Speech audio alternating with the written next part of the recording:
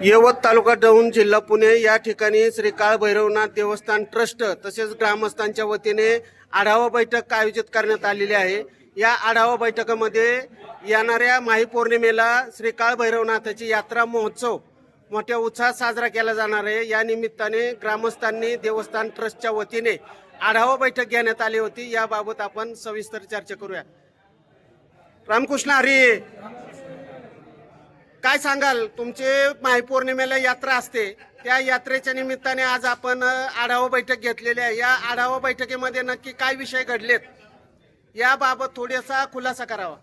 सालाबादप्रमाणे याही वर्षी सर्व ग्रामस्थांची आढावा बैठक या ठिकाणी अतिशय खेळीमेळीच्या वातावरणात चांगल्या प्रकारची संपन्न झाली आणि ही बैठक होत असताना इथं गावामध्ये कसे कसे प्रोग्राम करायचे, काय काय करायचे ती ग्रामस्थांची चर्चेतनं अगदी सगळ्यांनी त्या चर्चेला अनुमोदन दिलेलं आहे आणि त्याप्रमाणे गेल्या वर्षापेक्षा या वर्षी यात्रा चांगल्या प्रकारे कशी पार पडेल यासाठी सर्व ग्रामस्थांनी एकजुटीने सहकार्य करायचं आणि वर्गणीसाठी सर्वांनी एकत्र फिरायचं अशी आढावा बैठकीमध्ये आमची बैठक करायची आहे। या बैठकीमध्ये तुम्ही आता एक 2-3 ठराव केलेले आहेत, वर्गणीचे असतील किंवा त्या डीजेच्या संदर्भामध्ये काय निर्णय घेतलाय?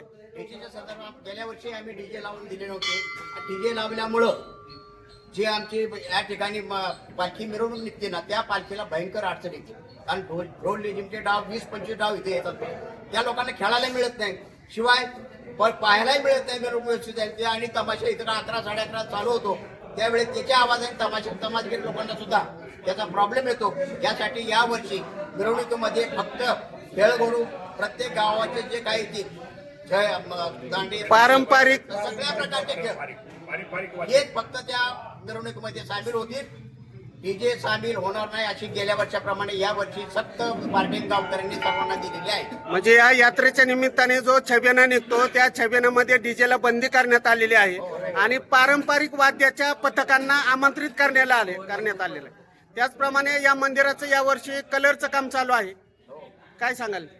कलरचं काम आपल्या 5 वर्ष जवळजवळ होत आले होते कलर दिलेला आपण, त्याच्यामुळे जीर्ण कलर झाला होता। मंदिर आपण वर्गणी गोळा करतो, मंदिर तर स्वच्छ राहिलेच पाहिजे आणि स्वच्छता ही सरकारची मोहीम आहे, त्याच्यामुळं या वर्षी चकाचक असं मंदिराचं रंगकाम होणार आहे आणि त्याच्यासाठी आम्ही ऍडव्हान्स घेऊन कामही चालू आहे। या यात्रेच्या निमित्ताने विद्युत रोषणाई केली जाते, मंदिराला केली जाते, गावातही केली जाते, त्याचं नियोजन काय केलेलं आहे? त्याचं नियोजन आम्ही सालाप्रमाणे त्याला अजून 5 वर्ष त्याला त्याच माणसाला ठेवणार आहे आणि त्याच माणसाकडून रोषणाचं काम त्या दरवर्षाप्रमाणे करून घेणार। लोककलेसाठी काय नियोजन आहे?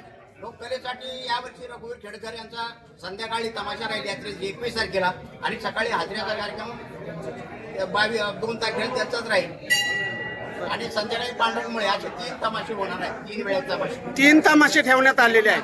तमाशे 2च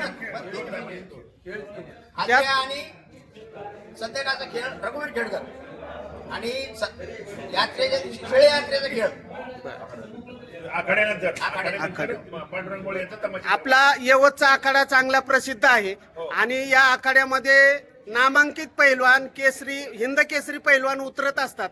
त्या हिंद केसरी पैलवानांना आणि ग्रामीण भागातले पैलवान आपल्याकडे भरपूर आहेत, तर यांना काय आव्हान कराल तुम्ही? यांना आव्हान आम्ही दरवर्षी त्या ठिकाणी शेवटचे जसे पैलवान असतील त्याच्या जोड्या लावून आम्ही शेवटचं कर्तव्य करत असतो। आज नाही सांगते मानाच्या कुस्त्या असतात तुमच्याकडे। या जे कार्यक्रमाच्या निमित्ताने आज आढावा बैठक घेण्यात आलेली आहे आणि श्री काळ भैरवनाथ देवस्थान ट्रस्ट तसेच ग्रामस्थ मोठ्या संख्येने उपस्थित आहेत आणि येणाऱ्या माही पौर्णिमेला श्री काळ भैरवनाथाची यात्रा महोत्सव होणार आहे। या यात्रा महोत्सवाचा आढावा बैठक आणि यात्रेचं नियोजन यवत ग्रामस्थांच्या वतीने देवस्थान ट्रस्टच्या वतीने आज करण्यात आलेलं आहे। रामकृष्ण हरी, काळ भैरवनाथाचा